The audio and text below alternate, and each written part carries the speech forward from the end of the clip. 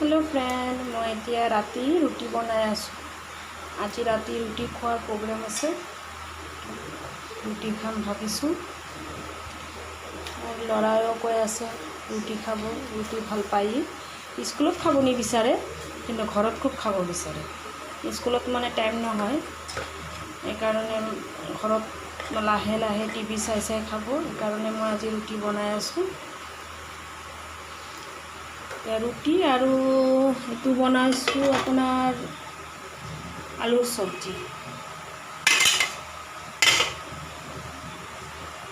आलूर सब्जी बनाइছো। रुटी हम, रुटी हमें खुआ दी। बहुत दिन पिछत रुटी बनाई आसो। रुटी बनवाते माने राति देरी हो जाए।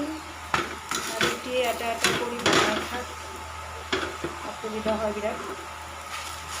মানে ভাতে বনাই লওঁ, কোনটো সুবিধা। আজিকালিতো মানুহ সুবিধাটোহে মেইন খোৱাটোৰ পৰা, হয় না নহয়?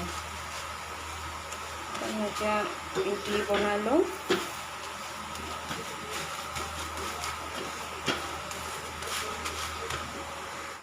देखने में तो बहुत अच्छा है। हम शिजुका के आने के बाद खाएंगे। अच्छा लगेगा।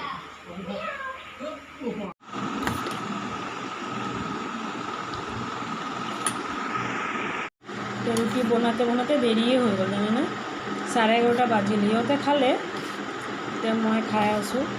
मैं माने गाखिर दी खाई खूब भल पाऊँ। इहते भाजी दी खाले, सब्जी बनाइছো आलू दी।